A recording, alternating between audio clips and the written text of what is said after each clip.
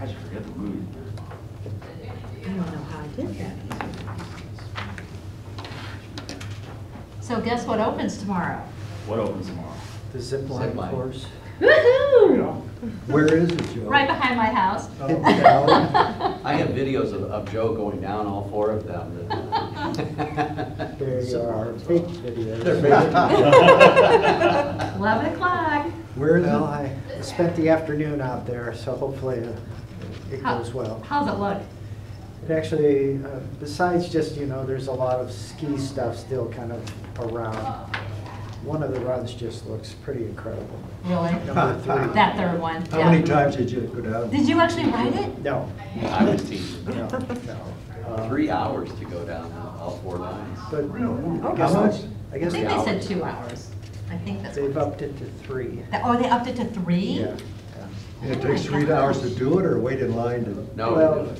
from when you go in, they have a training video that you have to go through, and then there's equipment checks. And then there's a short walk to the zip line one, and a couple of longer walks thereafter. They claim 3 hours. They've been testing it today. Did you hear anything? I wasn't home all day. I'll be curious. It'll be fine. Yeah, if you heard any screaming. We hear the skiers. One of the interesting things is, we required the 3/4 inch diameter cable Uh-huh. versus the 1/2 inch they wanted to do. It actually makes it quieter. I would think The so. larger the cable, the Yeah. less screech there is, I guess. So Oh, I'm sure it'll be fine. And All right. I'm gonna be out there listening. 6:31. Let me know, would you? I Just will. send me an email or something. I will. Go ahead and call to order. Clerk, call the roll, please. Patrick McGinnis, Present. Paul Bernatch, Present. Dave Jenkins, Jack Clark, Oh, here. Andy Hill, Here. Molly Rehnquist, Here. William Monroe, Here. Dennis Ruby, Here. and Steve Taylor is not. He did, I saw him this morning. So, Well, hopefully it'll show up in the next few minutes. Mhm. First order of business, approval of minutes from May 16th meeting. Do you have any changes? Jack? No, I approve as shown. Jack moves to approve. Dennis seconds. All in favor? Any opposed? Abstentions? Very good. And do we have any speaker cards this evening? No. Good. All right. And then, Steve, you want to do the introduction? I will, but it'll be really short and sweet. We are honored to have Dr. Terry Jones with us this evening. He has been a big help to the city of Wildwood. He's worked a lot with Joe on a number of committees, I believe. Right. This is actually my first opportunity to have met the gentleman. We've emailed a lot back and forth trying to coordinate calendars and so forth, but he is the resident expert on the Better Together.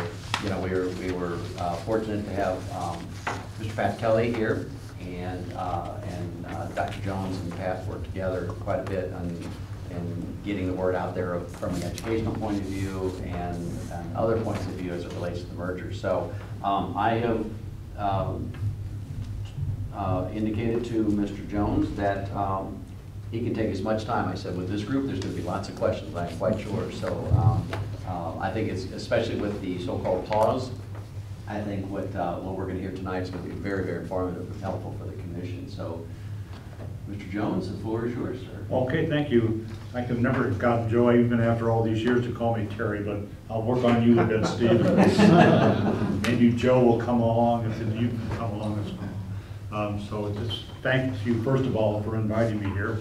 As I mentioned to several of you, I've been involved in one way or another with Wildwood ever since, but it was before Wildwood, with the so-called Outer Belt controversy in the early 1990s, at which time I was married to the congresswoman from this area. And still I'm a good friend. What I thought I could do that would best serve you is to spend 10 or so minutes, maybe just a little longer than that, on observations based upon what's happened over the last 4 months. And the lessons that I think I've learned, and maybe I would share with you, encouraging you, if you already are not there, to either react to them saying that doesn't seem that way to me, or yeah, that makes sense, to learn to take that away from it as well. And then we can have an open back and forth discussion as long as you would like. We do remind ourselves that we are now engaged in what is now about a 150-year conversation. So this starting in the early 1870s and continuing up to the present. So you're very wise, I think, to have this group, because this topic is not going to go away. It's going to take different forms at different times, but it's not going to vanish. It hasn't vanished 150 years, and there's no reason to think it will now. The first lesson is that the debate often gets misframed, incorrectly framed, as a battle between the altruistic regionalist and the self-serving localist. Between those that value the greater good and those that are selfishly looking out for their own fiefdoms. Better Together certainly framed it that way, and to our great disadvantage, the Post-Dispatch frames it that way.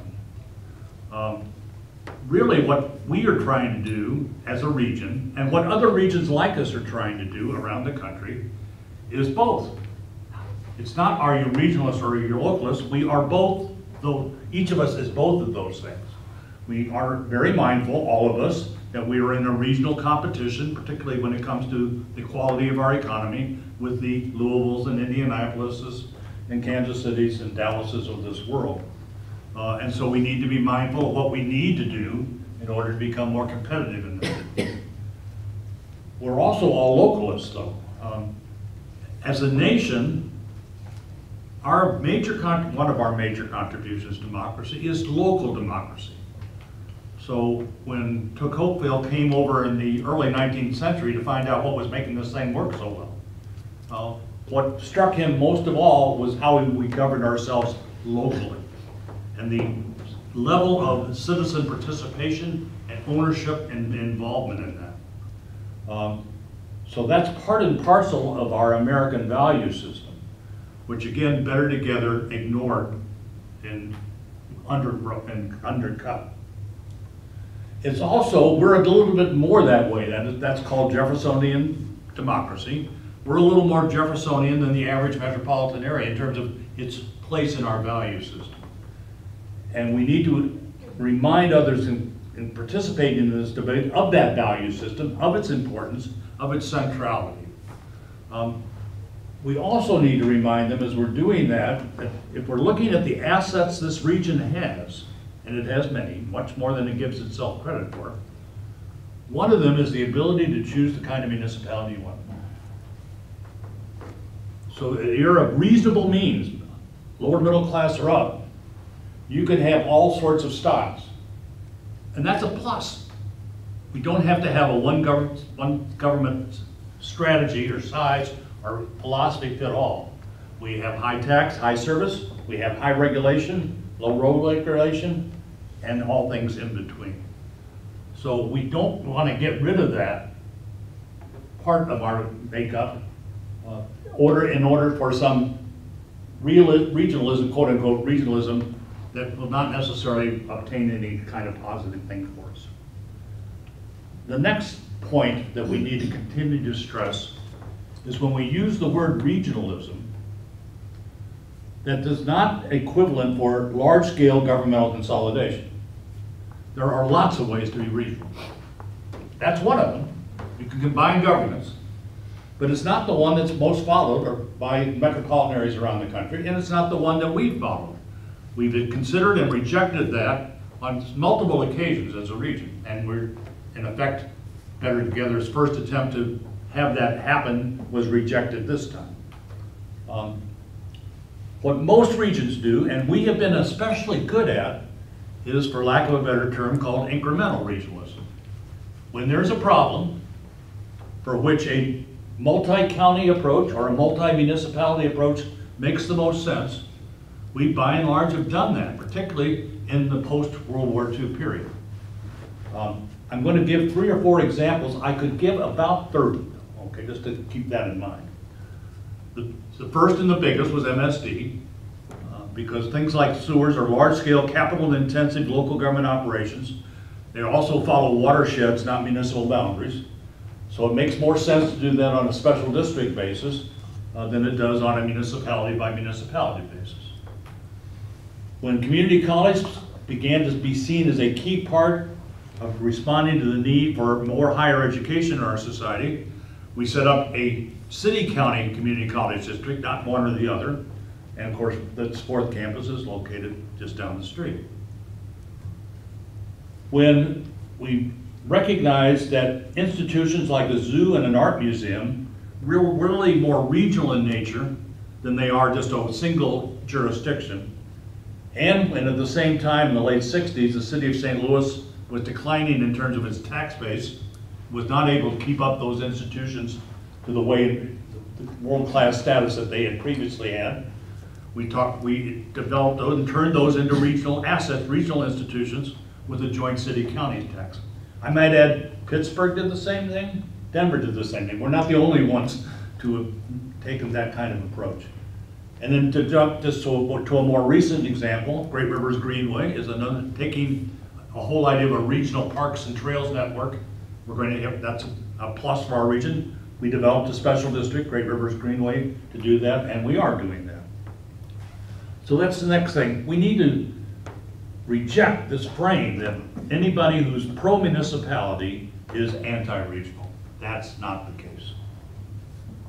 The next is the myth, which we have not been able to destroy, that consolidating government saves money.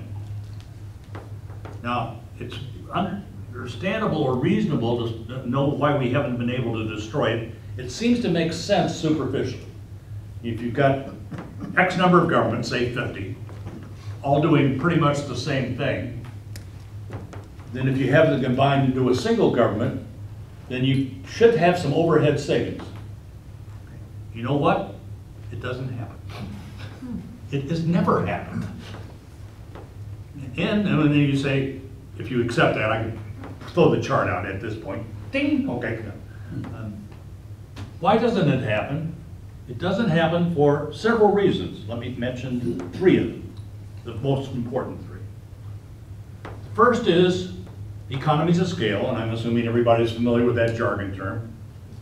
For the principal local government services, trash collection, police, public works, street maintenance particularly, trash collection, parks and recreation, really you don't achieve many economies of scale above a population of 20,000. So they kick in that say it's well, you can do the, I won't do the curve on, just imagine the curve. So entities, municipalities, local governments of 20 or 1,000 achieve almost all the economies of scale of a 40 or 50,000, 60,000. There's no savings. That's reason number 1. Reason number 2 is a thing that economists label and other public policy experts label the Leviathan Effect. If you combine a service that's like a police, let's take that as an example, and have one large police department for a million-plus jurisdiction, you create a large bureaucracy. Whenever you create a large public bureaucracy, and I think this applies to some extent also in the private sector, that bureaucracy takes an interest in itself and it becomes more inwardly oriented than do smaller units that are delivering, say, police services or public works. So yes, you only have one police chief, but you have more deputy chiefs. And you have more assistants to the deputy chief. And so whatever savings you might occur by only having one chief are quickly eroded by the fact that the bureaucracy, in an interest to grow itself, will start to add positions, particularly in the middle management level. And that happens almost universally. And then the third reason is that those enterprises that I've just mentioned, such as policing, are labor intensive. The bulk of the cost of those organizations is at the bottom, the patrol person, the street maintenance worker, not at the top. So what would, again, superficially appear to be a large saving is not. Now, why am I stressing that? A good segment of the business community, which supported Better Together, like Civic Progress as an example, still thinks that governmental consolidation will save money. So we've not been able to kill that myth in all of these years. So I'm asking you to join on to the cause of trying to do it as well. And because what gave Better Together credibility was more than anything else the business community, or at least a large business community, especially as Civic Progress. As an aside, the Regional Business Council never endorsed the plan. It just didn't brag about that, but it never did. The couple of more points. One of the features of a decentralized governmental system, which is what we want for our local governments in this region, we being about 75% of us want that, prefer that form, do find out when that's under attack by some larger entity that all of those decentralized entities are not, should be done away with against their will. You need allies then more than ever. And you discover the need for allies. And you can't develop allies in the short run quickly unless you've been working on it before the crisis occurs. And that typically takes the form of what the jargon term is intermediary organizations. Organizations don't do anything themselves, but they bring together and coordinate the action of these decentralized organizations. And in our case, I'm speaking particularly of three of them: the Municipal League, the mayors of large cities, and the St. Louis Area City Managers Association, which typically goes by SLAC. It's very easy in good times for the leadership in a city to say, well, things are going good. I don't need to participate in that, don't need to be part of it, don't need to spend my time going to its meetings and so forth. But boy, when you're threatened, the ability to have all of that apparatus together, think of what we would have had to happen in late January. Better Together does its thing, and the municipalities say, my God, this could kill us. Indeed, it will kill us. We need to get all the municipalities together, and we didn't have any organization. We would still be in the organizing stage here in late May. But we did have the organization. And that's why we continue to need to support it. And this puts a special onus. I'm looking at Joe and Steve here, and if the mayor were here, I will be looking at him and members of the council. It's particularly important that you go to those meetings. You develop those relationships. Because, again, this is not going away. The values of municipalities in our region is still not sufficiently respected. We need to keep those organizations. Indeed, we need to strengthen them. And then, at least one more point, and then I'll stop. Actually two points. The first is, I'm the founding director, among other things, of the Public Policy Administration Program at UMSL. So I've trained a lot of city managers and other public policy people in the region. When you're doing a professional administration program or an MBA, and this also I think applies to medical education and legal education, but the first thing we do, William, is what's the problem? There's this tendency for a lot of us to be running around with solutions looking for problems. and not as much of a tendency for us to say, what's the problem? We tell our students and we work with them so that they understand that there's something's happening that they don't like. They should spend at least 50% of their time, of the total time they're going to spend on that, if not more, defining the problem. Better Together had a false definition of the problem. Somehow consolidating governments was going to end inequities, save money, and improve our economy. If you would have reversed that and said, you know, what can we do to jumpstart our economy, do a better job, and then looked at the examples around the country, that would not have been on the list. If you look at other successful metropolitan areas, things like educational attainment, early childhood education, venture capital, those would have been on the list, but not governments. So as we encounter, as we do, things that we are having some difficulty with in terms of where the region needs to be doing better, or for that matter, portions of the region need to be doing better, we need to say stop to those people, because they're there, will come out of that door saying, I've got the solution. And say, can we spend a month or two defining the problem before we decide whether that solution is? It would be like a doctor coming in, spending 5 seconds with you, or 5 minutes, and saying, here's your illness. We need to do that and do it a whole lot better than we have been doing it. And then now this is finally, when you teach a course in local government, and the first thing and one of the early things you do is to tell the students about Dillon's rule. I'll do a little test here. Dillon's rule, anybody? Do I have a volunteer? Dillon was a judge in Iowa in the mid-19th century.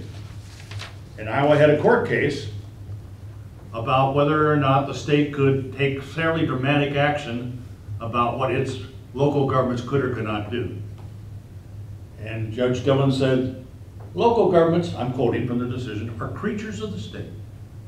They don't have independence, they don't have sovereignty, so the states can do what they want.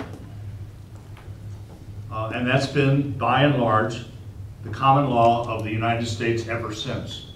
Most states follow Dillon's rule, including the state of Missouri. That makes state legislators very important. And that makes their views on local government extremely important. So the final lesson I would take from this to all of us is that never elect a state legislator from Wildwood who is not committed to local government.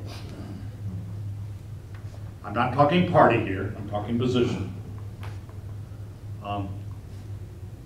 While you can have all the lobbyists in the world, the best lobbyist is a member of the legislative body who is, and so this, so that kind of support becomes extremely important, and that mentality within a municipality, or that stance within a municipality, equally important. So I'll stop with that. I'd be happy to, again, conversations, reactions, questions. Well, excuse me, I'm Jack. Jack. I was fortunate enough, Dr. Jones, to hear you in Manchester speaking a couple of months ago. And there was a meeting, it was quite rancor, right? A lot of rancor going on there. Do you not remember that? I've not spoken in Manchester in the last 6 months. Well, it might have been six. I don't think it was 6 months ago, but it was. I've spoken in a lot of places, but not Manchester. But go on. Okay. You know, as Stephen Covey put it in his book about the habits of successful people, he says, begin with an end in mind. Mm-hmm. And I think that's critically important. And I think one of our charges here is to develop an end game. And we don't know what the next move on their part is going to be. And do you have any, my question to you is, do you have any thoughts, maybe not any knowledge, but any thoughts about what their next move and what we should do to checkmate that? Well, in terms of what you should do, following up on some of the things I've just mentioned would be part of that. So attempting, if you have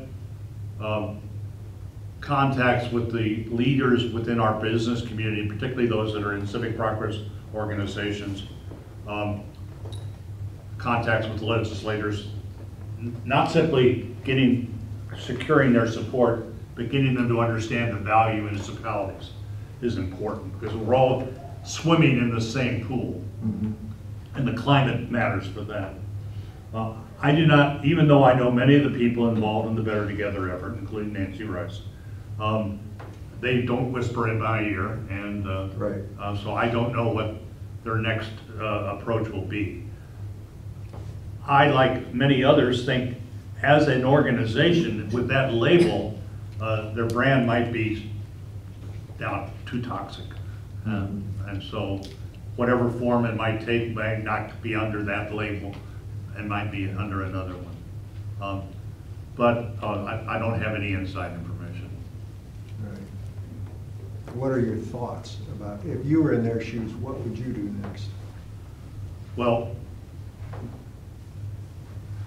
first of all, get a careful list with citizen participation about what are the issues that we have, quote unquote, problems, for which some change in our governmental structure might, not will, might be needed to address.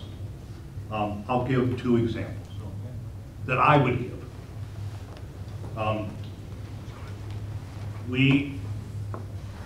Our regional economy is not in the tank, although Better Together kept implying that, but it's underperforming. And so we are about in the middle of the pack, and that's, you want to be better in the middle of the pack. There are lots of positive things, Cortex and so forth, happening. We've been making good progress on educational attainment, particularly as measured by the number of baccalaureate degrees, and some other good news. On the other hand, we could do better, and we should do better. Well, then where does government fit into that? Well, first of all, not at the top. Economy, we are a market economy. So one of the answers to that is, how can government assist the market economy do better? We have the intermediary organizations within the business community, the Regional Business Council and Civic Progress and the Regional Chamber. As of January, at about the same time Better Together was rolling out its plan, rolled out a new organization within the business community called the Economic Alliance. Steve Johnson, who, if you go back about 5 years, was in charge of economic development for the Regional Chamber, then went with a Missouri-wide organization, has come back now to lead that effort. Now, when you're talking about the regional economy, you're talking about more than the city of St. Louis and St. Louis County, which are only about 48% of the population and about 60% of the jobs. You're also talking about St. Charles County, Jefferson County, Franklin County, at minimum on this side of the river, and Madison and St. Clair at a minimum on the Illinois side. And the Economic Alliance's footprint is going to be that. Well then, should there be some supporting, coordinating governmental entity on that scale that would work with the Economic Alliance so that everybody's on the same page and working with each other rather than inadvertently against each other? I think the answer to that is probably yes. Well, what form should that take? Well, then this would come to another lesson that I don't think we've appreciated enough. And let me give credit. Professor David Miller, who's a faculty member at the University of Pittsburgh, one of the nation's leading experts on these matters, and a good friend, makes the point that I fully subscribe to is, don't invent a new institution if you have one where you can add this on to what it's doing. So you might say to me, well, you just talked about counties on both sides of the river. Any governmental agency is going to have to have representation for both sides of the river. And I might say, well, what if we invented an agency that was approved by the Missouri General Assembly, by the Illinois State Legislature, and because it's a compact between two states, it's also been enacted by the US Congress and signed by the President. And that could be the umbrella for doing all this. You know what? We did that in 1949. It exists, it's called bi-state. So you could add on to bi-state's function, serving as a economic development entity in addition to running the public transit system. So that would be one example. Now, the second example of a problem that at least I think is a problem, and a lot of people do as well, is our municipal court system in St. Louis County. We have too many of them. Some of them are unprofessional. So it's not a matter of cost savings, but it is a matter of equity and justice. That doesn't apply, I suspect, to Wildwood, but it does apply in too many parts of the county. Well, then if you look at that and try to define that problem, that's a county problem. That's a St. Louis County problem. So the scale of solving that problem should probably be at the St. Louis County level. But we possibly should, and at least again, we should be talking about, in my judgment, how we might go about doing it. Having either a fewer municipal courts or one municipal court countywide. I might add, the municipal league is largely treats this with a favorable eye, so there's not large-scale resistance from that entity. I don't know how the position of this municipality one way or the other. That would be another example. Does that respond to your question, Jack? Well, it does in a sense. I don't want to monopolize your time. A few years ago, I saw a graph that I thought was very, very interesting. Is that if you take a 500-mile radius and put the pin right in the middle of St. Louis, there's more population in that 500-mile circumference than there is in any other area like that in the United States. And in light of the import and exports that are going on, we should be an economic powerhouse. Right. We've got airports. We've got one over in Illinois that you've got to fall asleep in the middle of the main runway, and it wouldn't hurt you. Our airport is underused. We have the new runway is hardly ever used. It takes too long to taxi out there and get ready to go. Right. And so I could see what your point is, that in light of the fact that we've got a market second to none in the nation and better than most, we should be doing things aggressively, going to other countries and things like that. When I got out of college, I can remember coming in contact with the state of Mississippi. The company I worked for then had an aggressive program coming north to get businesses to move into the South. Right. And they would build your building, put the equipment in, and lease it back to you. And they had a heck of a great offer, and they were very successful. Why aren't we doing things like that? Well, we are doing some good. Good.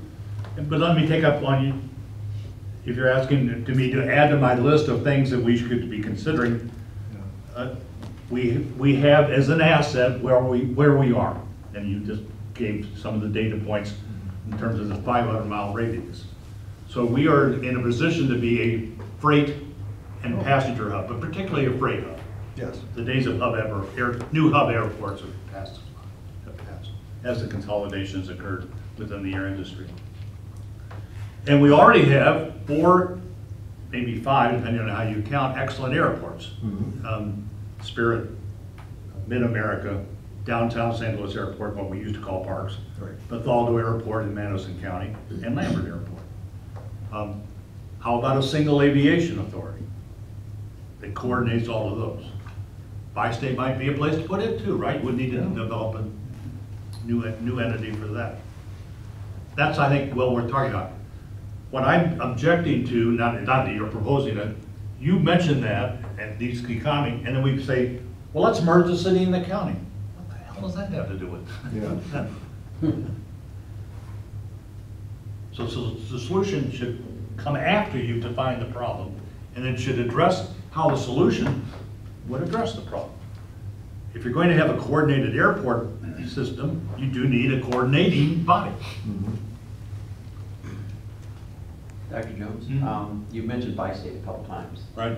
they have a new CEO, a fairly new CEO. do they Yeah, not? Colby Roach. Right. What is his position on all of this? Well, Is he- unfortunately, the reverse of mine. His predecessor's position was seen by state be taking on more regional functions. Talby at the moment, and I know him, he's a former student,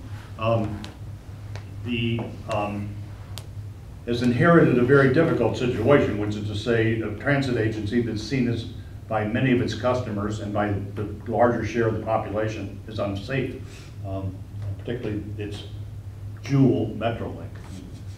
So he, in an effort to put the most resources into improving that safety, has closed down some of the steps that John Nations, who I assume many of you knew because he's the former mayor of Chesterfield, and another former student, had taken.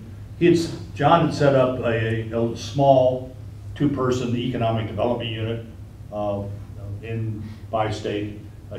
Talby closed that down in terms of shifting resources, and a couple of other ventures in that direction.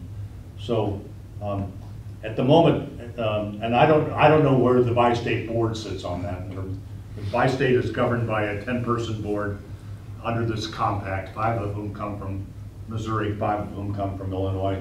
Appointed by the Illinois ones are appointed by the governor. The Missouri ones are also appointed by the governor, but the statute's been modified to give the county executive and the city of St. Louis mayor a role in those appointments as well. Yes? Dr. Jones, a couple of, as I've kind of talked about a little bit about being on this commission and what do people think of Better Together, and one thing that people keep bringing up that they see as maybe a positive outcome of a merger of some kind would be crime statistics that don't just appear abysmal for the city of St. Louis. Can you explain like how all that works and what your thoughts are? First of all, it's unclear that under certain types of mergers, such as, for example, the city re-entering into the St. Louis County, which is is in one sense a merger. It merges the county of the city of St. Louis with St. Louis County, does not merge the city of St. Louis with St. Louis County. Is not going to change the way in which the FBI collects the data. And so, second, if you're talking about business relocation specialists and the impact that things like crime statistics are having on that, they're smart. Changing the way you report the numbers is not going to fool them. If you're trying to get out of the headlines of being the most dangerous X or the murder capital of Y, it would have some PR value, but you know what would have more PR value? Lowering the murder rate. Yeah. So I hesitate to think, well, that's an easy fix. We'll just redraw the boundaries and the murders will go away. No, they won't. Right. And you're not going to fool a lot of the people, but we'll still have way too high a murder rate. Dr. Jones, what's the East-West Gateway Council of Governments' role in all of this? It could be much larger.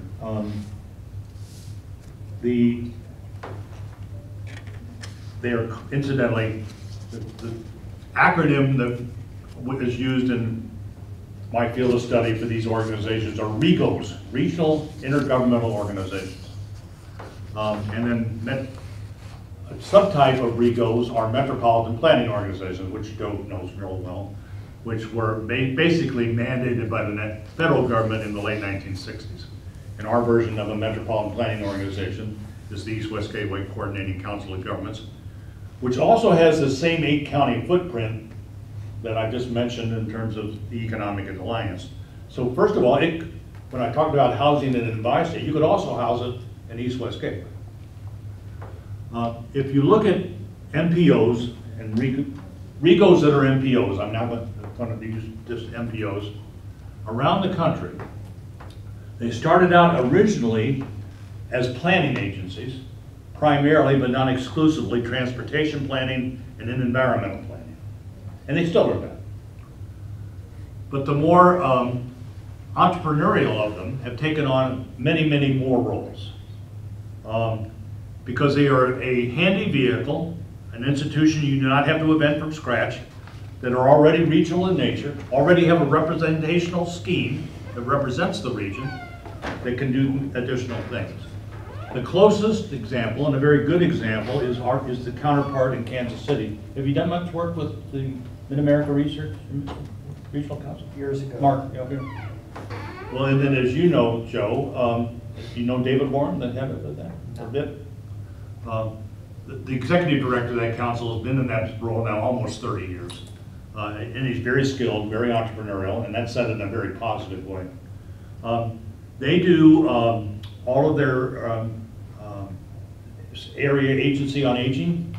So if you may or may not know, we have aging agencies in the city and the county, in St. Charles County. All of that happens now through through they call it MARC. They do the same for several youth functions. They have a inner suburbs, our first Suburbs Coalition, that deals with problems that are not encountered by Wildwood. But actually Ellisville is an example of the kind of suburb that's part of that coalition. These are suburbs that primarily developed in the first 10 years after World War II. Primarily have a lot of small 2- and 3-bedroom houses on modest-sized lots. And how do you reconfigure and reconvert those for 21st century market? And without just bulldozing them down and building something in their place. So they've taken on that function. So the answer is that could be one way in which we want to go. The leadership of East-West Gateway has been more planning and orientation. I don't know what to, as a practical matter, how much they would in the short run take it on, but it gives us another option. Thank you. Judge, I have a question. Would you like characterize St. Louis County as having an extraordinary number of municipalities, and kind of going back to the previous point about the municipal court system? I mean, would you think that in itself has a negative effect on regional economy? So I'm going to sound argumentative, Patrick, since we share an Irish first name, and I got my heritage. I assume you did as well. Why are numbers so important? I'm just asking. Well, that's the answer. That's the answer that specialists in my area, by and large, give. Why are you so hung up on numbers? What's the matter whether we have 50 in St. Louis County or 100? If they're all viable, now that matters. Otherwise, why? Well, I'm asking that question going to your argument earlier about the municipal court systems and how there are too many, and they have unfair practices, and some of them. The larger issue with the municipal courts, and this is my mistake for not framing it appropriately when I first raised it, is not actually the number. Although it's the fact that mixing a judicial function with a municipal function is a recipe for having a problem. And that that was the Ferguson lesson, right? By having a judicial function operating within a municipality that needed more revenue, that leaked over into the administration of justice in an inappropriate way. So I think, in terms of, I and a lot of others think the reform of municipal courts is to have them separate from the municipal function. That have a bigger chasm or separation of powers between the two. Just as we do in terms of, if you think about it at the national and state level, between the judicial branch and the executive branch and the legislative branch. We don't have that level of difference there. The reason to have fewer of them, whether that's one or not, is their economies of scale do matter. If you have a municipal court and you're small, you can only have it open at certain times and so forth. And again, it's not so you would save money, although you possibly would save a little. But if you're going to serve justice well, which includes having it speedy, you should be able to go during a normal weekday, or at least 1 or 2 nights, and a Saturday morning possibly, and get justice taken care of, as opposed to finding that small city hall somewhere on a Tuesday night only between 7 o'clock and 9 o'clock at night. It would be better to have a more consolidated function. Dr. Joseph, when they make these comparisons with the St. Louis area, and then they go talk about Louisville, Indianapolis, Nashville, and that, are they really such glowing stars? I mean, have they become so successful, and have they? I think I read where they didn't go through try to get a state vote in these places. None of them had a state vote. So let me go through each one of those three, and at the risk of boring you, in order. Nashville was the first, which was in 1963. And that was a vote of the citizens of Davidson County, of which Nashville was a part, and the city of Nashville. Now at that point, we're now 1963, over 80% of the population of Davidson County, actually more like 90% of the population of Davidson County, lived in Nashville. There were only 5 suburbs, none of which was larger than 5,000 people. Those suburbs were given the choice of either joining Nashville or staying separate. Most of them stayed separate, but to this day, there are only 5 of them. Or I think it's 5, it might be 6. Did Nashville save money? No. But it's probably not a good case testing that, because most of the population was in Nashville to begin with, so there was not other governments it was combining with. Did his economy do better? Yes. Why? Boy, if we would have known that country music was going to catch on the way it did, you and I could have made a whole ton of money, Dennis. Why didn't you tell me about that? So that's the biggest. And the other thing that Nashville had going for it, which we would all advise to happen if you want to improve your economy, is become a state capital. In the United States, between the 1960s and the 1990s, and even still to some extent today, the amount of things that we did through state governments grew tremendously. Many of them were funded by the national government, but the people spending the money, were at state government employees. So you had a fairly significant employment boost if you were a state capital. That also it benefited in Indianapolis. Indianapolis was next. That was late 60s, went into effect 1970. There, the city of Indianapolis merged with the unincorporated counties, unincorporated portions of Marion County. But there were several suburbs, close to 20 in nature, and townships. We don't have townships in the same sense. They are, think of them as limited service municipalities. They had the option, in which all of them chose, to stay on their own. And they still were on their own. Again, they did not merge the police forces. So the Marion County Sheriff's Department stayed separate from the city and Indianapolis Police Department. They did not merge until 2005. And 10 years later, now more than 10 years later, there have been no cost savings from the police department merger. Now, Indianapolis has done better than the average metropolitan area since 1970.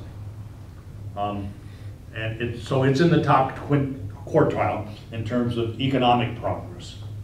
Why has that happened? Well, they were a state capital, okay? And they did follow a very unified strategy, economic development strategy, for improving their central city. They decided to become the sports capital of the United States, as you're aware, both on the professional and amateur sports side. And that turned out to be a pretty good idea, and they executed it quite well. They had excellent leadership. Richard Lugar was the mayor, the first mayor of Unigov. Bill Hudnett, who's famous in our circles, as one of the better mayors in the United States of the 1970s and 80s, was his successor.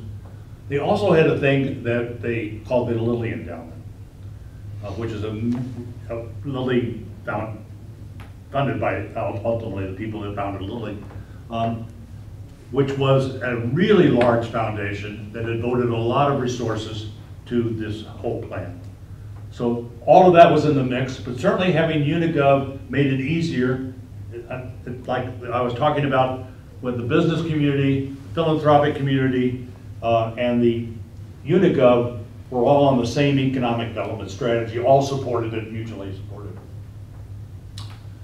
Louisville, most recent, they voted it in, and it started in 2002, merging with Jefferson County, the unincorporated parts of Jefferson County. There are about 70 suburbs in Jefferson County municipalities. They continue to exist to this day. And I never answer your question, Patrick. On a per capita basis, Louisville and Pittsburgh have more than we do.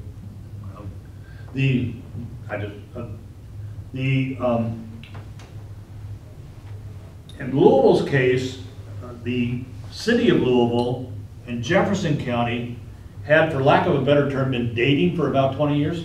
And they had developed a thing called the Louisville Compact, which was a interlocal government agreement between the city of Louisville and Jefferson County government to do several things together. Assess properties would be an example. And so they were already doing some things before they became completely merged in 2002.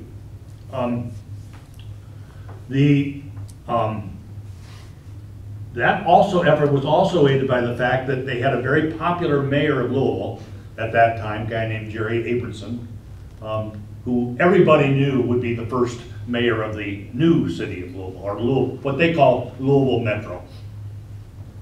And he was. Then how have they done? Not so good. Did they save any money? Their economy? They have some problems. More problems than ours. Not that I want to stomp on their grave. Race relations took a hit because the African American had a greater share of the control, in terms of elected officials, in the old city of Louisville than in the new Louisville Metro, just as that would have happened here, okay? And subsequently, African Americans are not very happy about that, and they feel that their say has declined. Is that more than you wanted to know? That's interesting, yeah. Dr. Jones? So yeah, better together. Maybe. Well, I'm saying, so we have this group, okay, who has pulled their petition. Right. Okay. They're not advocating at this point, it doesn't say a statewide vote. They have said when they, with everything that has happened, that they did not anticipate the resistance that they got. And so now in their words, we should all talk and they need to get input from the county and all these kinds of things that they're saying now. How much credence do you put in the words that are coming out of that group now? Not much. First of all, to my knowledge, I haven't talked to Pat in a week or so, but nobody in the municipal community has been contacted since, that I'm aware of. Joe, have they called you? No. Steve, have they called you? No. Scholars who have been pretty visible to this process, like myself and Mark Tranel and Jim Brassfield, none of us have been contacted. So not that we're hanging by our phones every day, but there's no process underway that I'm aware of, and I think I would be aware of to say, can we sit down and talk and have this kind of debrief and see where we go? So there's no reaching out. So whether they're in a, I don't know what mode they're in right now, and even though I have the ability, because I have sources, otherwise typically known as former students, where I could get some information, I've chosen at the moment not to do that. Their boards met last Thursday morning and didn't report. So there was some anticipation by us close observers that we might hear something Friday or Saturday about the outcome of that board meeting, but nobody's done. Quietly, a couple of the Better Together board members have resigned, as you may or may not know. Kathy Osborne, most notably. Who's for those of you who are not aware, is the executive director of the Regional Business Council. She resigned quite a couple months ago. And Dr. Ross has resigned. Well, Dr. Jones, there's the effort that the Municipal League was doing was they were trying to create this. Board of Freeholders. The Board of Freeholders, yeah. That's still ongoing, I would Yes, assume. yes it is. And So that in all likelihood, they'll reach their signature goals sometime this summer, which would mean a board would be appointed sometime in the fall. It has 12 months to do its work. If it chooses to produce a plan, that process it's a governmental body, so the process is subject to the Sunshine Law. Mm-hmm. All of its meetings are open and public, this is a model community in terms of observing Sunshine Law. And so it would be, for those of these matters that would be appropriate to have the city, remember, my original stance is, let's talk about the problem for a while, and then talk about which governmental structures should be involved in addressing the problem. So my first message is, when we list all of those governmental problems, we're going to find a lot of them need to be addressed by either more than the city and the county, or less than the city and the county. But there possibly will be a subset that would be, yes, let's deal with them as the city and the county.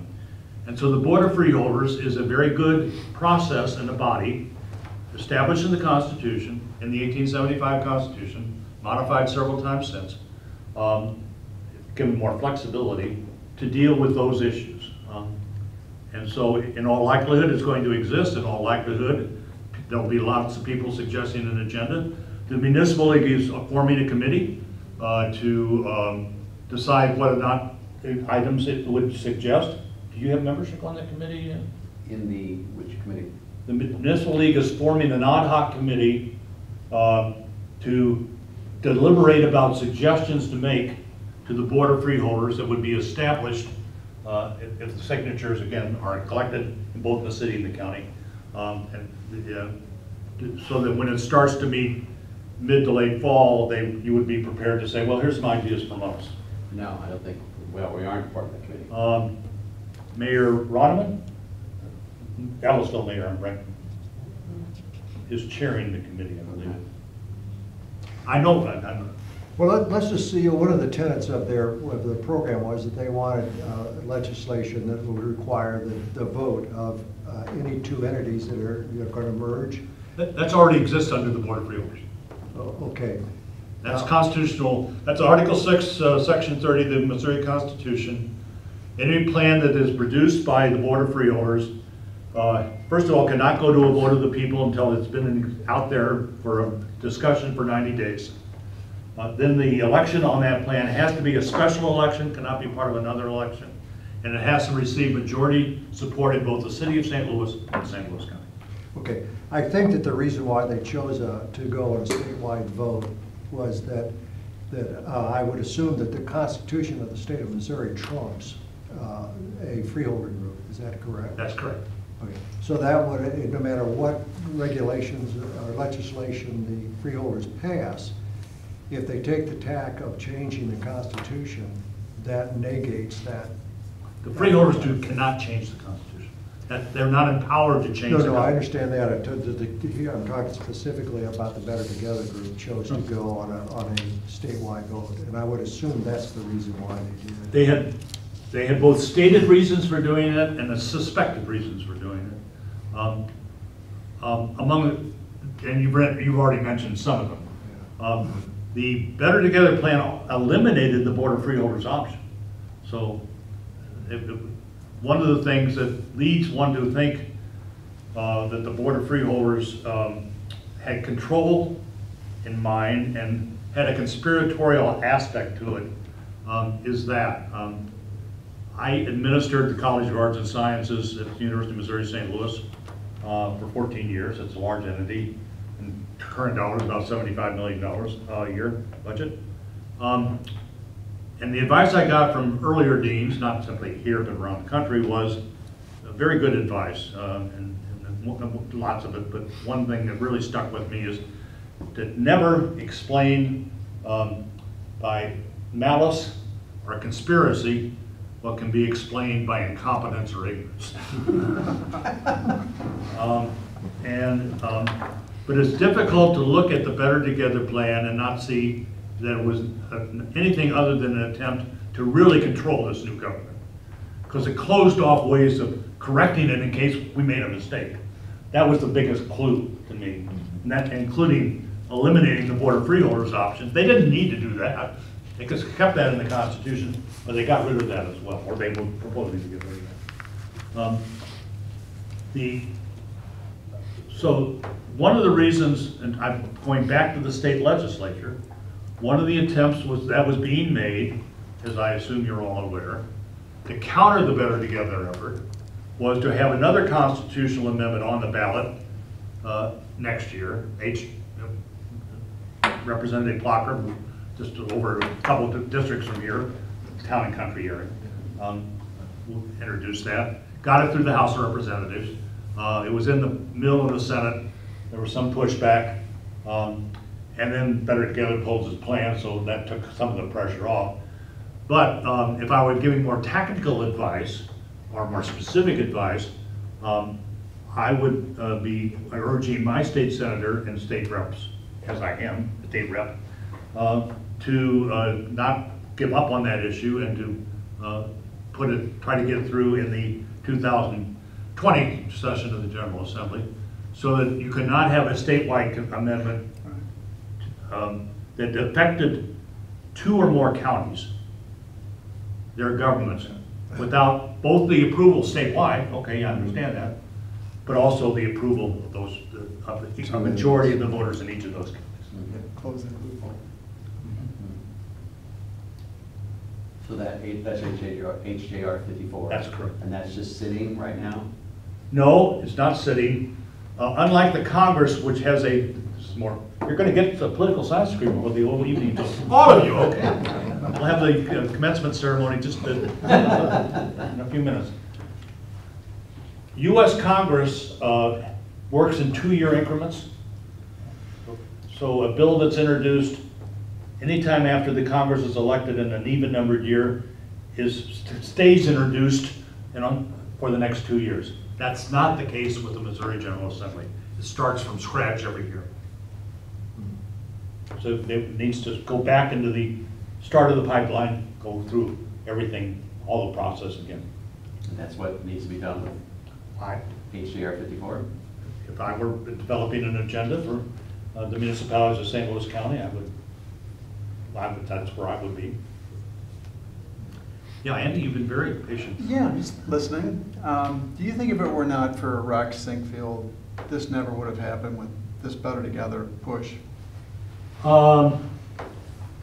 Possibly. Certainly his ability to spend at least $5 million at minimum, maybe as much as 10, for the last 5 years just to get all the apparatus in place, and the staff to do that.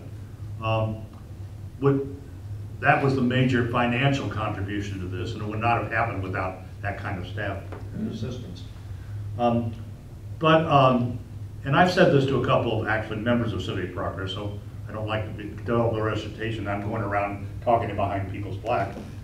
I said, you are the enablers. Civic Progress is saying, this is not a very good idea. It's going to disrupt the area more than it's going to unite it. It would not have gone where it went. And the Post-Dispatch, the editorial part of the Post-Dispatch, is abysmal on this issue. It's not willing to listen to evidence. That's not the reporters. That's the reporters. Do you have a personal theory or idea of what motivated Rex to put this much effort and money into this? That's a very good question. I've asked it. First of all, I've never met the man, but I know a lot of people who have. And I've asked each one of them that question. I know, it's an important question, really. Yeah. And they say some mix of these. Not everybody says exactly the same. What he hates government at all levels. The smaller the better. Both regulatory and tax and spend.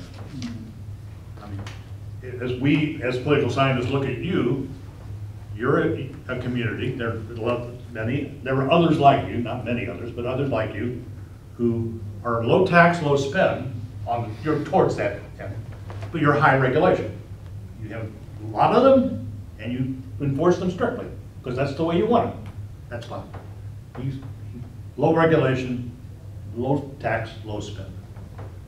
He especially dislikes taxes on income.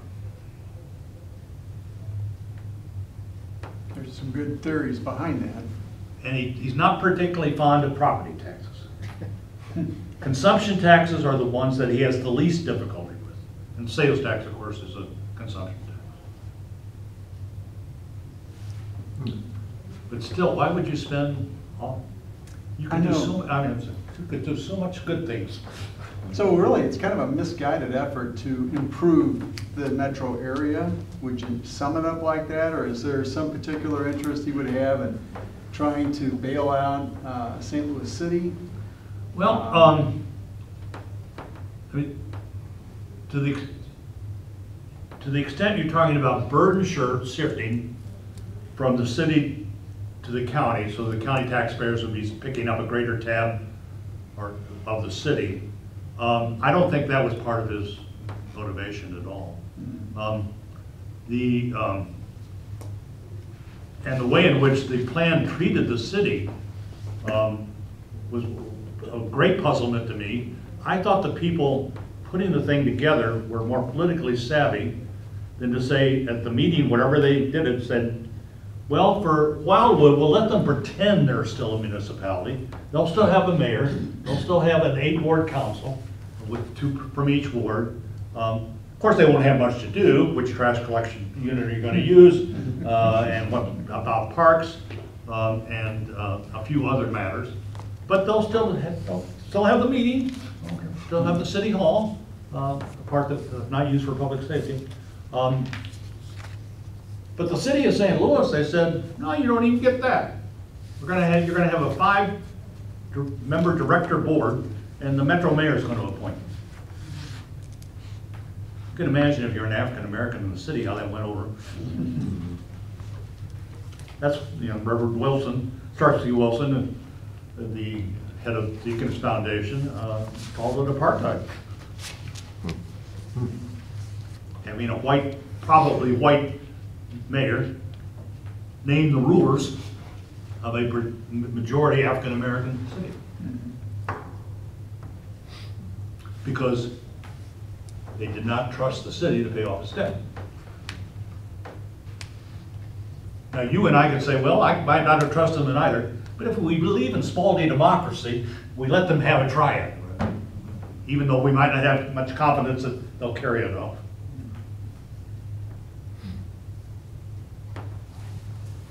So Dr. Jones, what advice would you have for this group as we continue to go down the road with our charge? Education primarily. I mean, in terms of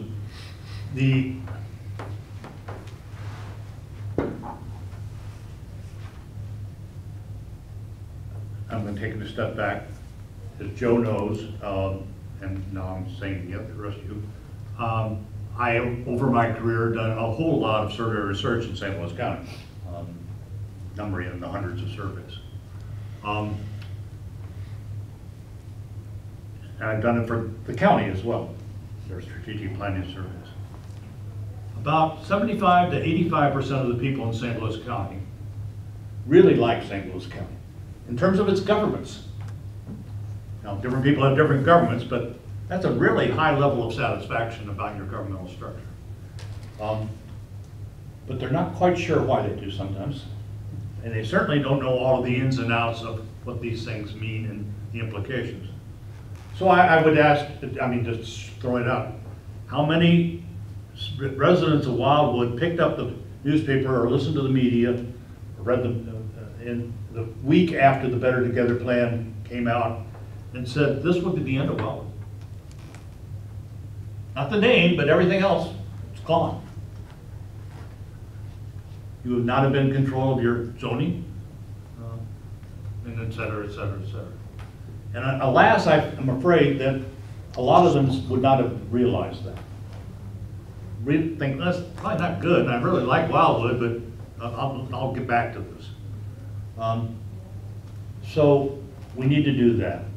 We need to also educate people that when it comes to governmental innovations, we're not in the 20th century, I mean 19th or 20th century. We've been doing a lot of good things as a region. And so we need to take greater pride in that. And this is a message more for the civic leadership in this community, which has one of the virtues of this community. And there are several others, Kirkwood, Webster Groves, University City, I put in the same. These are extraordinary communities in terms of civic involvement. And one of the most interesting things about Wildwood is you've been able to be that from the get-go. Maryland Heights, for example, which is a very well-run municipality, that's not even in the same room with you when it comes to citizen involvement. That's not a criticism of them as much as a praise of you. But just like our country, it can be threatened. And when it's threatened, it's time to go, I don't want to use a war analogy, it's time to become informed and understand the consequences of it. So if the extent that Better Together in some form is not going away, and I don't think it is, I think the need to educate the implications for this, as well as the virtues of what you're doing, is very important. With all due respect to, we looked at the archaeological stuff, and as I mentioned to you, that Joe used to work for me when I was Dean of Arts and Sciences. That unit was part of the College of Arts and Sciences until we couldn't afford it anymore. Those are good things to do, but they don't get at the heart of the issue. This is a value issue, and it's a political issue. So you do need to re-educate and remind people of how their values in Wildwood are translated into this government, which is a national story. Forming a government that has a mix of new urbanism principles, heightened respect for the environment, an ability to plan 10, 20 years in advance, a creative use of not producing all of your own services, but outsourcing many of them. Okay. You invented, not from scratch, a whole new government, but you took a piece here and a piece there and you put it into a form that's never been put into before. We don't want to deprive St. Louis County of not being able to do that. We want other people in the county, if they want to form a government like that, or they should be able to have that. They should be able to do what Wildwood has done and continues to do. So you're taking that precious right to incorporate yourself as your own municipality and taking it over. That was my values. And it bothers, again, it's not simply me. This is not what the American political value system is all about. So I realize that was more sermon than answer. But that point of view and that understanding needs to be heightened.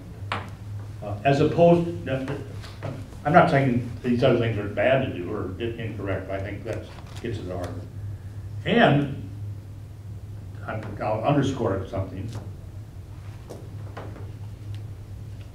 For the foreseeable future, and I'm talking about the next 1 to 3 years, a lot of this is going to happen within the municipal league, within the Missouri General Assembly, within the City Managers Association, and mayors of large cities. I think the time to up your game, I would say this to any municipality, time to up your game and ally and collaborate more is should be the marching order. Not that you and Joe don't have enough to do. Go to the next selectman meeting. Okay. Dr. Jones, a couple questions. After reading through the proposal, especially the draconian and dictatorial centralization of power under three elected officials in the county under their plan. Yep, essentially one. And a system of patronage that probably Tammany Hall would have been envious of. Would you say that the Better Together effort and their design itself was in good faith, or was the design to set up a government that had the power to pursue alternative ends? It was set up to be able to control the government if you could control one person. If I think it's clear. seen that. Yeah, and you, with the Metro City Mayor. So then, in the case that if we wanted to be successful in arming the county and our residents to be able to resist it in the future, what could the Board of Freeholders do, or what would you prioritize as the things that they could do where Better Together had the most political appeal in their approach? So, you know, people would nod their heads and say, well, that sounds like it makes sense. What are the 3 things or 2 things that the Board of Freeholders could do to take the wind out of the sails from a political perspective to make it less appealing for the residents of the county to adopt something so massively changing? First, a process answer. Have at least 3 months of town halls, sincere town halls. See, town halls where you throw out ideas. What do you think of this? What do you think of that? Better Together town halls were just, what do you think? As opposed to, well, what about this reform? What would it look like? How would you go about it? So if I'm at the town hall as a citizen, the first advice, or actually, I'm not a citizen yet, I'm still a professor. Second thing, I would just underscore what you just said, William, and that is 2 or 3. Don't try to have a comprehensive plan. Do I have any fellow social scientists in the room? Okay. If you go through a social science graduate program, anytime from 1960 on, you read an article written by Charles Lindblom, an economist at Yale University, now deceased, called The Science of Muddling Through. And it was written now 50 years ago, when comprehensive planning, pardon me, Joe, close your ears, was the rage, but it was not comprehensive land use planning. It was comprehensive planning of everything. And Professor Lindblom's advice was, and analysis was, that's a bad idea, even though everybody's doing it. And the reason it's a bad idea is we're not that smart. You try to change everything, you're gonna screw it up. Moreover, you don't know what you're gonna screw up. And then you'll have so many things you screwed up, it'll take all of your energy over the next decade to fix them, and even then you'll be lucky. My advice is, do one of them. Take whatever direction you want to go in, take 1 step, maybe 2. Then reconnoiter, then see how did it work out, and then make adjustments. And that's kind of the title of the article is The Science of Muddling Through. So what would be 2 what I had on the list? Remembering, it needs to be something where the city and the county can do them together, or something that is at least most of one. So the municipal court function is county only, but during the last Board of Freeholders, which was in the late 80s, there's enough room in the language of the Article 6, Section 30, so the things that are primarily city or primarily county, but if you put a little one of something at the other end to it, qualify as being appropriate topics for them. So this would be an opportunity to look at the municipal justice system. The other would be public health. I think it makes a whole lot of sense for us to examine whether or not merging the public health function of St. Louis County with the public health function of the city of St. Louis would be beneficial or not. Don't know the answer to that, but it's worth, I think, a thorough examination. Then if you ask me for a third, it would be take some of the back office functions of government, like recording deeds, assessing property, and see whether or not we could have a single entity between the city and the county that does those functions. Again, not so much for saving money, although it may save a little bit of money, but for providing better service. And then Molly says, well, that's not very dramatic. Ho-hum. And the answer is, yeah, it's not. Let's not try to do dramatic. If you look at the Better Together report, if I read transformative change one more time, I'm going to throw up. That's the Lindblom reaction. So Dr. Jones, I'm going to put you on the spot. So you said that a couple of times that this has been going on for 150 years and this isn't going away. Right. Do you believe, not the Better Together version, but do you think a merger would be good for the region, some merger? Or do you believe that? By merger, what do you mean, Molly? I just, kind of like some of the goals that they were trying to make it more unified, for example. You know, that, didn't they call it the Great Divorce? You know, That's, but they didn't originate that term. But they're a remarriage, so to speak, you know. Right. Do you believe some kind of merger would be beneficial? Well, the answer is, I would not have that high on my list. Because it falls short on this, what problem are we solving with that? Right.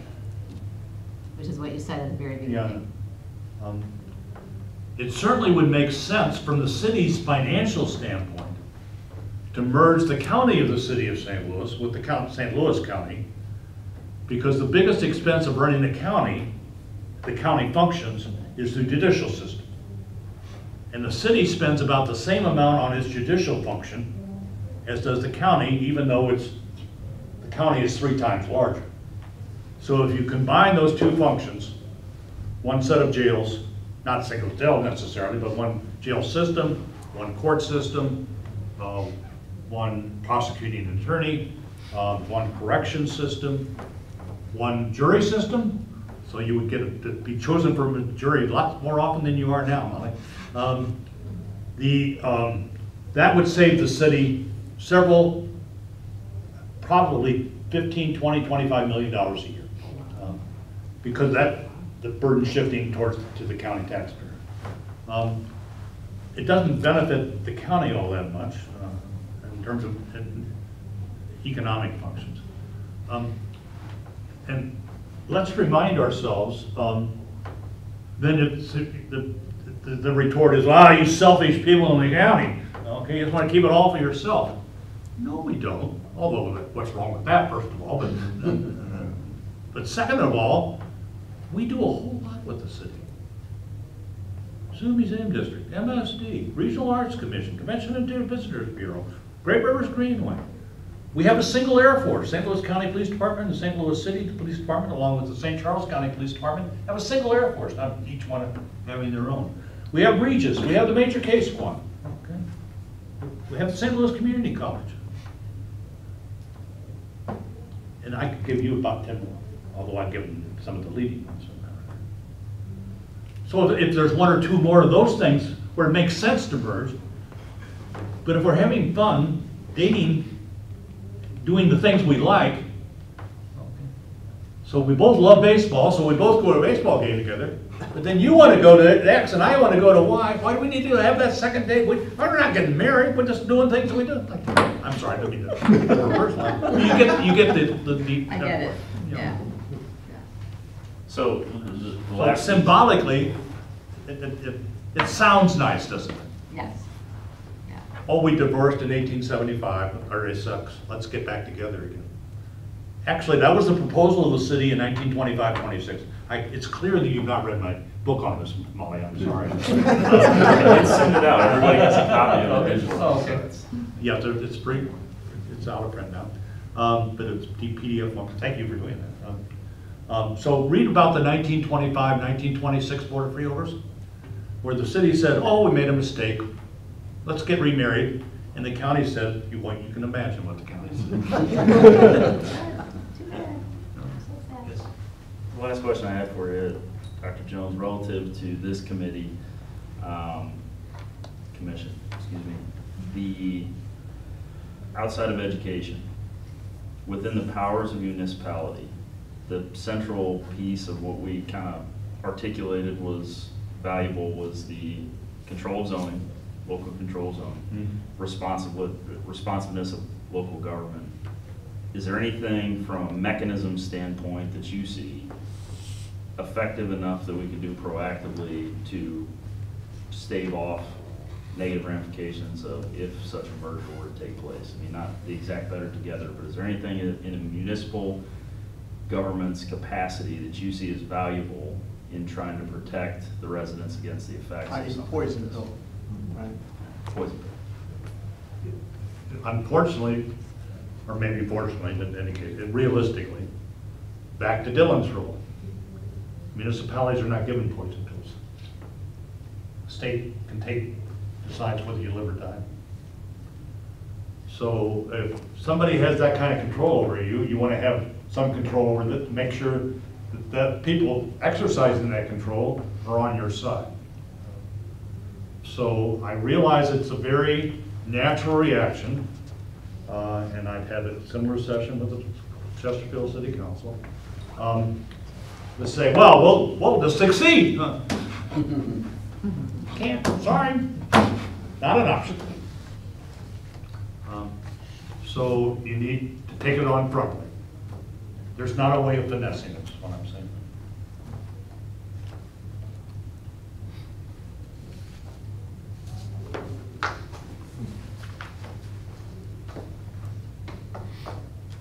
Any other questions?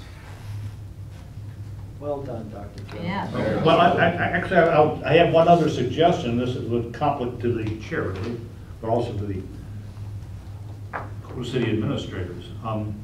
One of the unfortunate side effects of the attention given to Better Together, not that there's not been, obviously I benefited from this attention. I no longer have to worry about what I'm going to do tonight. Is that the Charter Commission is up and operated for St. Louis County. And that's a very important document that has a lot of implications for residents of St. Louis County, and that's all of us. I live in University City. You have, well, Mark Harder's administrative assistant, Chris. Howard? Howard? We're talking, we know Chris what Howard. we're talking, Yeah. yeah. Chris Howard, that's it, is on that commission. A very able individual, although I've only worked with him on a couple of things.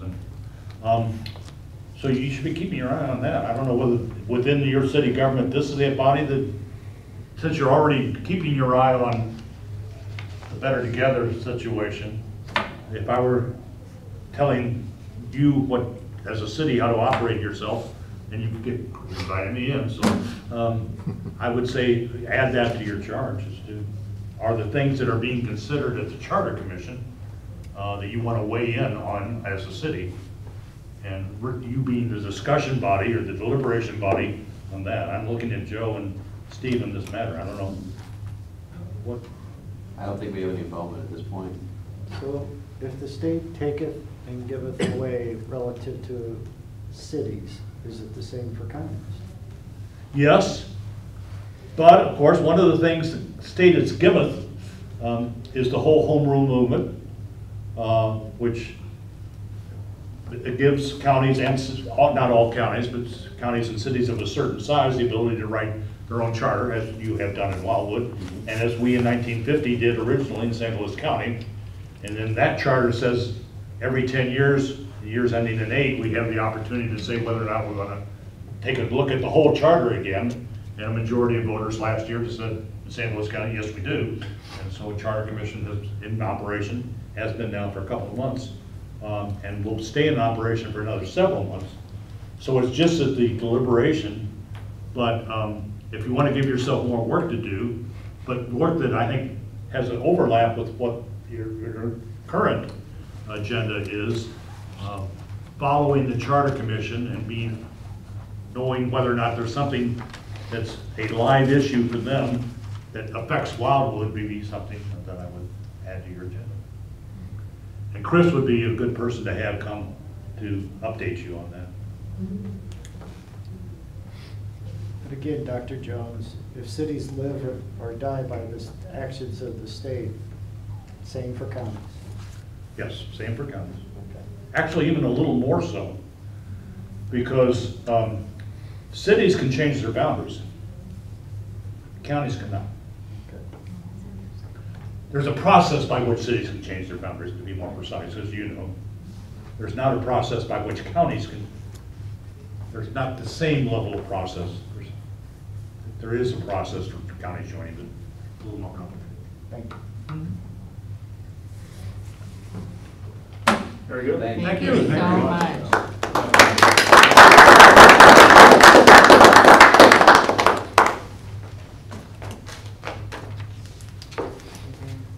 See you in July, Dr. Jones? Huh? See you in July?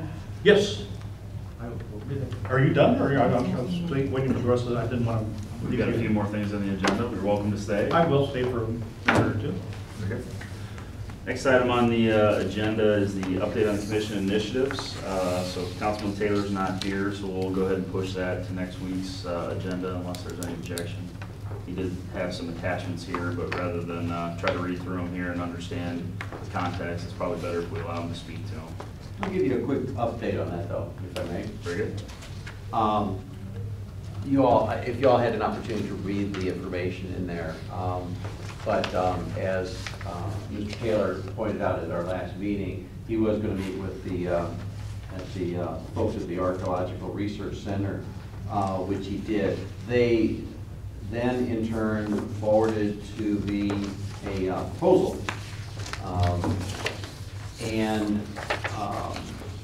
This proposal, for the things that they are offering to do, is we're going to go forward with it because it is of value to the city.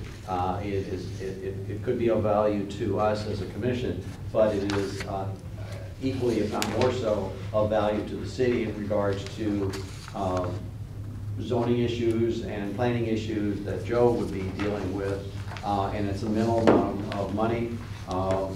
So Mr. Taylor can talk more about his conversations with them and the things that they can do, but for the minor amount of $2,700, we're going to go forward and execute this agreement, and so we'll have that in place, and it may be of some value to us, but certainly it'll be of value to the city going forward in terms of, where our, because apparently, these kinds of artifacts and these sorts of things are found around water, and obviously we have lots of water and things around, so there are a number of Indian mounds, sites, all sorts of things, prehistoric burial grounds and so forth that would be good to know anyways, in addition to helping our committee. So just want to let you know that we are going to go ahead and execute that. Good. Can't put my Can flag. I be recognized? This unit used to be part of the College of Arts and Sciences when I was dean, funded by primarily DNR, Department of Natural Resources, and Joe's a very capable archaeologist. Very good. Very good. Next up, Pat's here to send out an update. Thank you again. Thank you.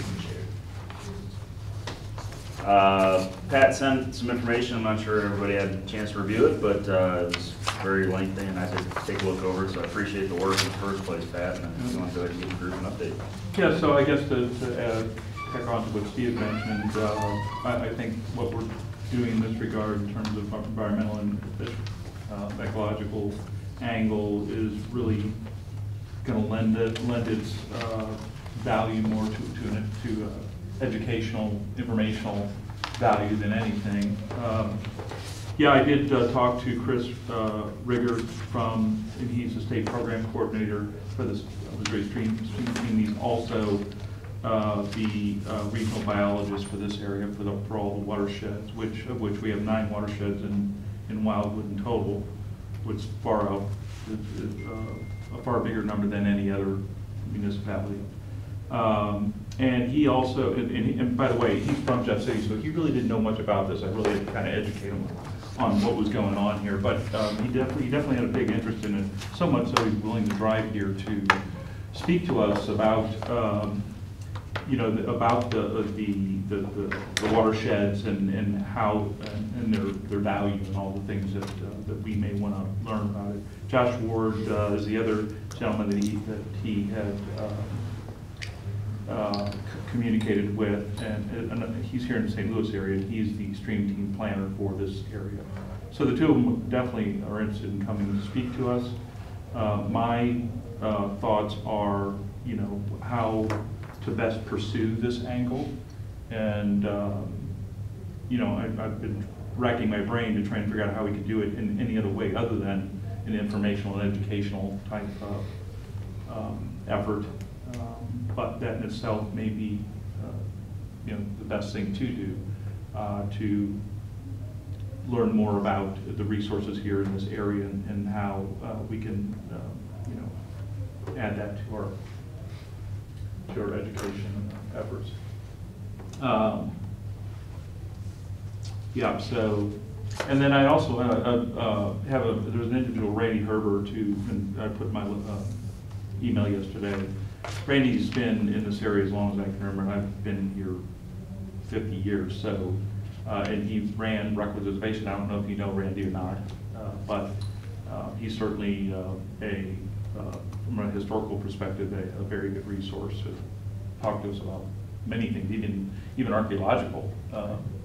He literally raised his family down in a little brown house in Rockwood for decades. So, and it was a conservation agent for this area way back when it was a very rural area. So, and and I spoke with him, and he's also more than willing to come in and speak with us if we have anything specific to talk to him about from a historical perspective. So, not sure where to go with this, but sure. So your proposal would be to go ahead and have those 2 gentlemen in and speak to us, and I think that's of value to the group and understanding the watersheds better and how we protect them. Yeah, and if there's anything specific that the team can come up with in terms of questions or areas, just kind of guide them on what to kind of plan on when they come. Certainly would help me kind of guide them. And by the way, they're as it looks now, assuming our next meeting is in 2 weeks, they're ready to come. I just got to tell them what the date is. So we could put them on the agenda for the next meeting. Appropriate for everything. Yeah, absolutely. It's an interesting thing that Dr. Jones was mentioning about the civic involvement of Wildwood. That is really commendable. I've said this before. The city has made a community very quickly, where some communities take 100 years to develop the involvement and the community spirit. Boy, we have the community spirit. It's groups like this. I think we're here to disseminate the information we get, and so it's really interesting. Most people are more involved and interested in what goes on in Washington, D.C. than Wildwood, Missouri. But yet Wildwood, Missouri, our government has more effect on our day-to-day lives than Washington, D.C. does. It's backwards what we do, and to carry this information to the people, however we decide to do it, I think is just very, very important. And for us to learn to begin with, Pat, I think it's commendable. I think we should. Well, it's just obviously it's another tremendous resource we have here, and educating people about it and the control that we'll lose of it in the event of a merger that relinquishes all of our control.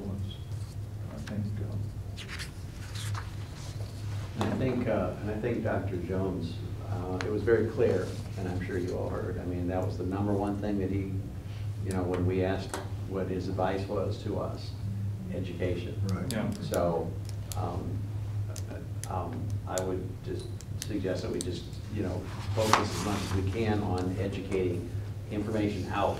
And, I mean, you just said it yourself, Pat, in terms of what we have and what the potential is to lose. Because in spite of, here we are sitting at the end of May versus the beginning of January, when he said, how many people would have picked up the paper in January and really understood what Better Together was all about or what this plan was. But there's still probably quite a lot of people out there, even in Wildwood, as much as we communicate, that don't really realize. So I would just offer that, our number one goal is to, coming out of this in terms of a work product, is education, and get stuff out on the street as quickly as we can, and utilize the city events that we have as the conduit to make sure that we, through the pamphlets at the farmer's market, which is now open, or the concerts that are going on, and the other events that were happening, we've got a great opportunity to just do as much of that as we can.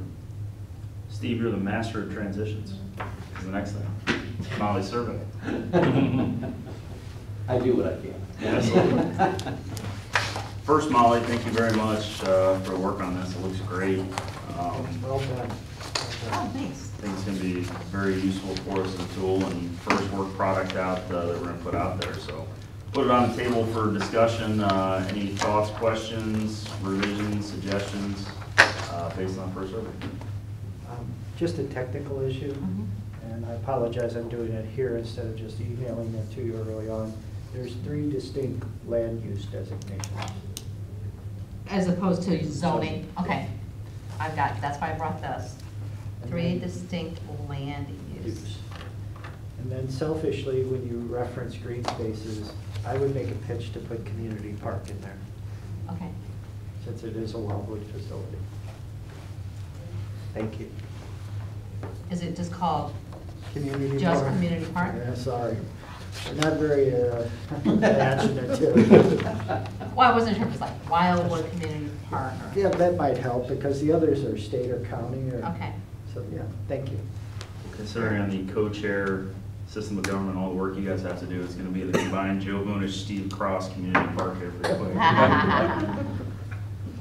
The only revision that I had on here, and the only thing I felt was missing, was something around the responsiveness of the local government or local control of zoning, something that speaks to the local control of the government and not just necessarily an asset itself, because as we get to the heart of what we're trying to educate them about, I mean, the point you're trying to make without making the point directly is local responsiveness of the police department or crime and safety, or local responsiveness of your elected officials as it relates to zoning, right? Good old Wildwood City Council meeting, the most passionate things I've seen about there, whether it be zip lines or roadways, is zoning, right? Something in there, I think, kind of sends that push-pull message a little bit more that we were talking about, as far as the heart of the matter is local control of zoning and responsiveness, to the point you made, Jack, which is the fact that we can control it. This is our government, this is our system of doing it. I don't know the best way to phrase that. Well, so what I did on this survey was that the first section under number 1, those are things that are general, every community has, goodness for families and parks and public schools and shopping and, just kind of general. Then that, which Webster, Kirkwood, Ellisville, Baldwin could all talk about their parks and their cost of living and their housing and their safety and how good they are for families and their schools. But then the second set of items was things that are really unique to Wildwood, like the 3 distinct land use designations, the town center, all of the various outdoor activities that we've got way more than your typical suburb. So, what you're saying, Will, would you consider that to be Probably more of a general. more of a general? That's what I was thinking. So, I could, maybe you know, would you add another line to it? Would you lump it in with crime and safety / Probably add another line, responsiveness? just maybe responsiveness or Government responsiveness? government responsiveness. Yeah. But what, people are gonna wonder what that means. In parentheses, local control of, or local control or resident input of zoning.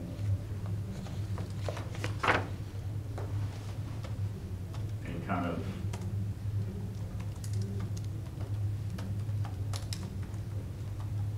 I mean, I guess legislation or, Let me, How about ease of access to the governing bodies? Because trying to get to someone at Clayton Right. and trying to reach someone there that will listen to you is not nearly as easy as it is to call someone here at Wildwood City Hall. Right.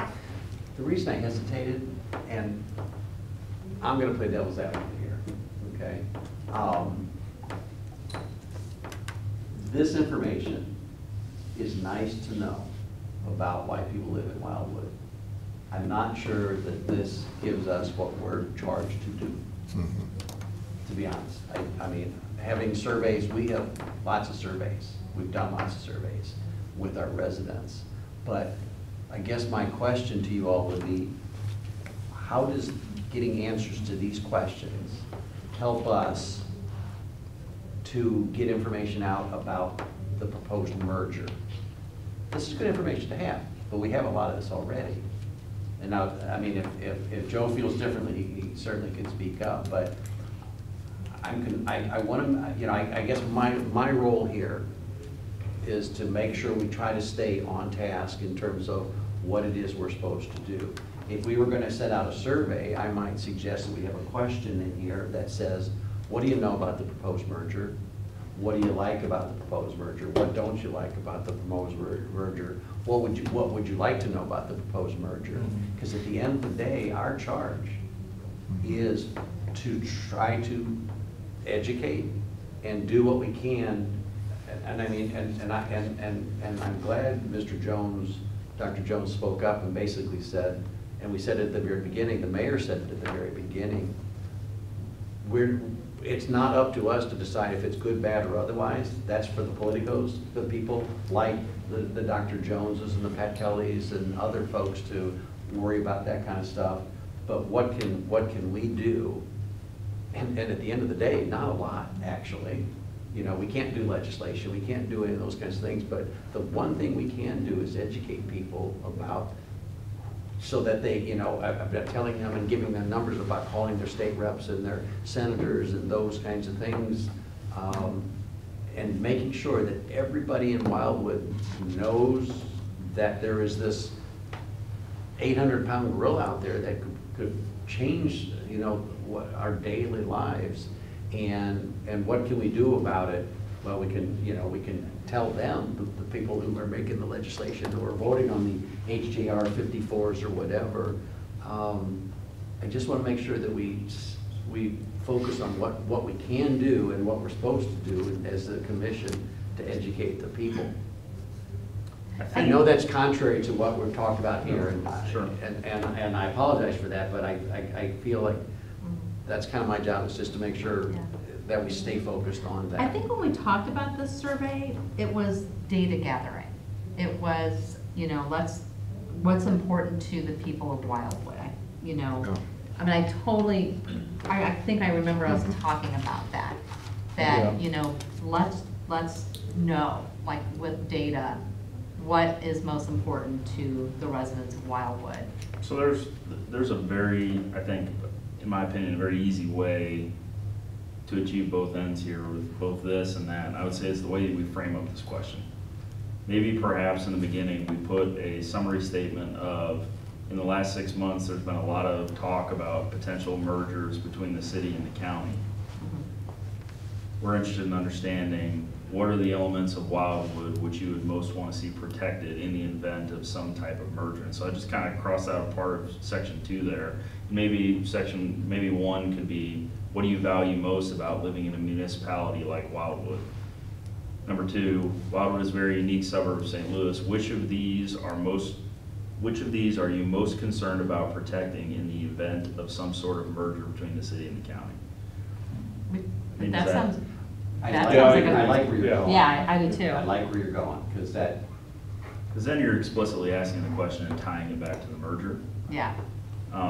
And then I think the responsiveness of local government question is self-explanatory in that context, right? Crime and safety, maybe we can more specifically say active police, I don't know the correct phraseology, or somebody help me out, but active policing or thorough policing or whatever you want to say. I mean, we have per capita very healthy ratio of police officers relative to our residents as opposed to many other areas within the county. Or phrase, sorry to interrupt, but, or phrase these questions specifically on how the law enforcement would have been affected if this were to go through. How would law enforcement here be affected? Maybe, because I think most people don't really understand. And I didn't. I mean, I've educated myself really a lot in the last couple months on this whole initiative, but maybe, again, phrase the questions in a way that lend to how Better Together would have affected us if that were to happen. You know, I Like didn't, law enforcement, for example, there would have been some areas that would have been affected with law enforcement, right, with Better Together. You can make a summary statement. I mean, in a true push poll, and I worked in politics early on in my career, in a true push poll, you would state a fact that nobody can disagree with, and then offer 2 answers that you wanted to answer, right? I mean, it's given that we know that local policing in Wildwood is superior to those of the municipality, how Yeah. important would you rank this among your deals? And nobody's gonna rank it a 5, right? That's- No, I wasn't suggesting that. Yeah. No, I was just suggesting just No, but I'm keep saying, that in and mind that's, in terms yeah, of. absolutely. Yeah. I was No, thinking I of think this. that, I'm furthering your point. I'm Right, seconding what yeah. I'm saying. I think it's important. I was thinking of this not for our gaining information. I was thinking about this was basically to get the citizens to think for themselves why Wildwood is of value. Mhm. And I think it's very important to have questions like just like this, because they begin, in a busy day of getting kids here and cars there and jobs and this and that and everything. If things are going well, they just don't think why they're going well. Well, they're going well because a lot of people work very hard to make sure it goes well. And I think that, I don't want to tell them that, I want them to figure it out for themselves. And that's what I think this questionnaire did very well. I agree. What I'm suggesting is perhaps we could use this and kind of tie the 2 Agree with you. pieces together. And I think people might be like, why am I I think answering? Will, Why do they talked about it quite well Yeah. in terms of, because at the end of the day, it's good, but we've got to get going on this education piece Yeah. and letting people know what's going on. I feel that we're a little behind the curve. I like how you had that opening statement, Will, like, how did you put that again? Maybe email me like how, Yeah. like Sure, you yeah, I can frame it up and we can. frame it up and email it to me, and then how you said to kind of rephrase these 2 segments, because I think somebody could, and then again, the marketing team could, you put it into a Survey Monkey format or whatever. And we can do that internally, by the way. Yeah, whatever form, whatever e-survey you guys use. But I do like how people might just look at this and go, well, why do they want to know this? Whereas as soon as we Right. would say a very brief, again, if a survey looks too cumbersome, they're going to blow right past it. Sure. But what you said is like, oh, yeah, this merger thing, like this could impact all these things, so I think it's an educational piece too. Mhm. Will you kind of just, because you just worded that so nicely, and then I can. Remember what I said. I mean, I have to go back and watch it. Back to the tape. Oh, I could do We'll that. We'll transcribe it but for you. You To want be to honest, just, I just blacked out now. you wanted to, just shoot me an email, and then what I Absolutely. can do is tweak this and then send it back out to everybody, and then. Super. And then if everybody feels good about it, you guys could just run with it with your marketing group or internal, whoever. Sure. Okay. We can try to shoot for that by, I can probably commit to end today, tomorrow, just get it all, so we can have one piece, and then we can get it in your guys' hands for Okay. use. I think that'll be a great first work product out of the group. Any other thoughts on the survey or anything else as it relates to distribution, dissemination. If I may, Mr. Chair, can I correct myself? I did not see that you had mentioned community park in question 1, so I think it would be overkill adding in question 2. Okay. But could you put parks and trails in question 1? Parks, sure. Because that's probably one of the main things that have drawn people to Wildwood, at least new residents, is our trail system. So my apologies on the first one. No, that's, But maybe think about the other. okay, do you feel like, do you want to do parks and trails in, you said in section 1 or down in section 2? Section 1, please. Okay, I think it'd be best there, and remove any reference to the community park and the green spaces Okay. in question 2. And my Okay. apologies for Oh, it's- not catching it first. Well, So- but question here for you, Joe, if we rephrase question 1 as a more broad thing about municipalities like Wildwood, does it still fit up there, or should we put it in 2? That's a good question, and maybe we could form the answer after we revise the survey with the additional information. okay. I think, one other thing I'll add, I think there's no doubt that framing it as a merger questionnaire will drive a much higher participation rate than making sure they understand that, oh, merger, yeah, I want to get my thoughts on that, certainly. Well, and especially since a lot of people think that Better Together pulled the merger proposal. gone away. So it's gone away, so we don't need to think about it anymore. Yeah. So we might need just reminding Yeah. them that it's still out there and it will crop back up again. 150 years now. Yeah. Very good. Okay, thank you again, Molly. It's awesome work. Yep. You're welcome. So where do we decide parks and trails? We're going to find it after the fact. We're gonna wait on that. Table. I've got parks up in one, I could, where it has the 66 Just add acres. trails. I could just say parks and trails and then put, and add in parentheses multiple. How many miles of trails do we have? Around 18 miles now of hard surface trails. Much more if you Oh, yeah, take into account the the trails to the woods. natural surface single track.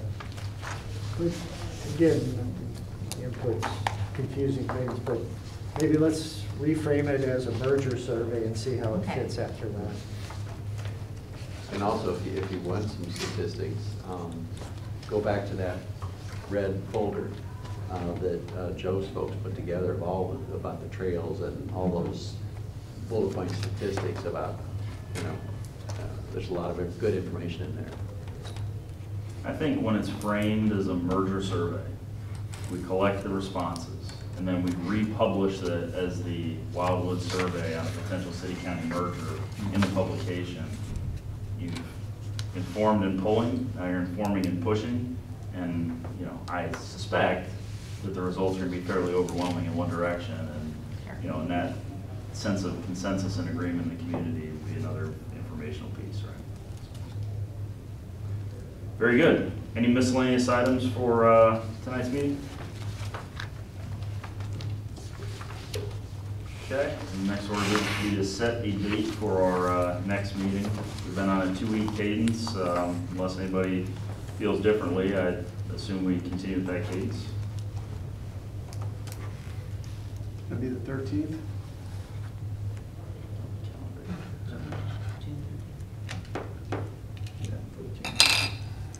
Thursday the 13th? 13th? All right, well, I'll check it out tomorrow. And I will be out of town on the 13th. We'll You will be in South Carolina. I'm jealous of you already. I apologize. We're at that vacation time of year. Yeah. No doubt. Well, if nobody else has an objection, maybe we check on just the 12th as well and see if the Wednesday works. So 12th or the 13th. Yeah, I have to see Wednesdays. a lot of You're gonna be out the times. whole week?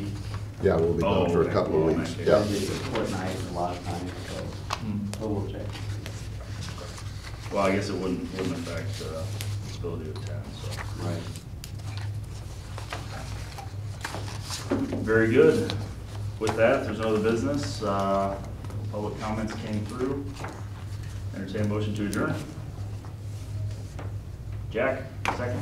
Molly's, all in favor? Any opposed? Any abstentions? Very well, stand adjourned. Thank you all very much. That was very informative.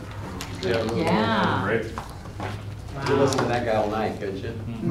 Yeah. You really